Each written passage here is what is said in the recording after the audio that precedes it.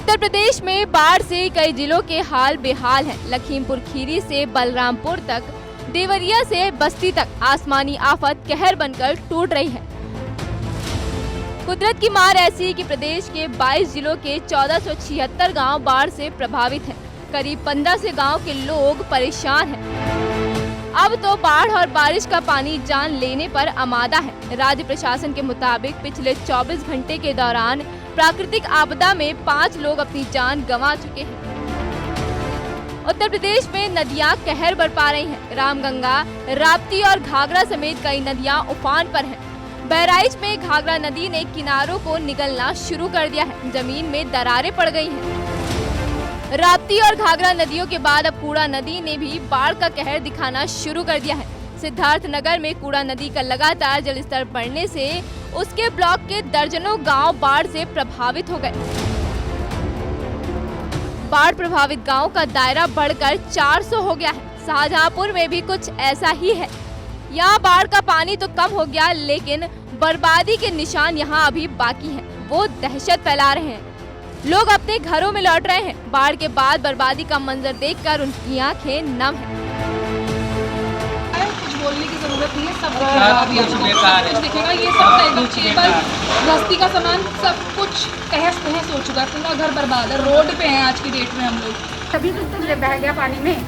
ना हमारे पैसों का पता है, ना जेवर का पता है, ना सुई से लेकर एसी तक हर चीज हमें नहीं लगवानी पड़ेगी। हमें शिकायत है, पूरे घर की फ्लोरिंग उखड़ गई है। वुडन फ्लोरिंग की पूरे घर की फ्लोरिंग उखड़ गई है। और क्या कहते हैं, गद्दों, वो पलंग के जो वो है, माइका उखड़ के ऊपर उठी हुई है। बलरामपुर में 3 गांव बाढ़ की चपेट में हैं। लोग नाव में सवार होकर सफर कर रहे हैं। गांव के अंदर जाने वाले पुल भी बाढ़ में ध्वस्त हो गए। पिछले 10 दिन से लोग यहां संघर्ष कर रहे हैं। मतलब बरसात शुरू हुआ है उसी के सुबह से, क्योंकि ये चारों तरफ से नर्मदा के तरह ये क्षेत्र भी पड़ गया।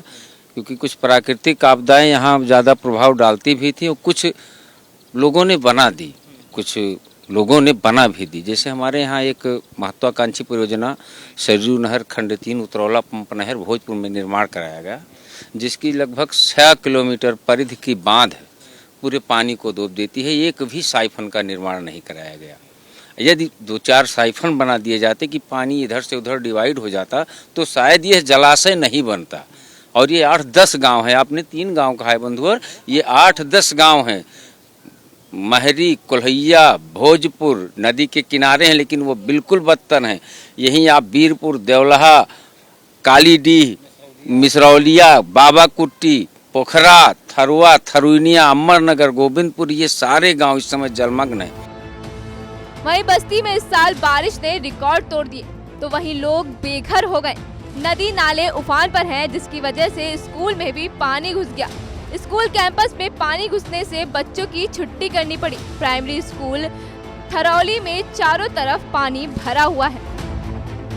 जानकारी के मुताबिक पिछले 24 घंटे में राज्य में 6.3 मिलीमीटर बारिश दर्ज की गई, जबकि 1 जून से 14 जुलाई तक 239.2 मिलीमीटर बरसात रिकॉर्ड की गई।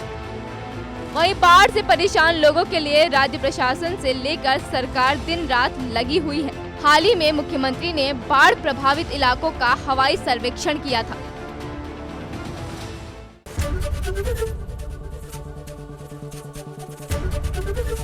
एबीपी गंगा, खबर आपकी, जुबान आपकी।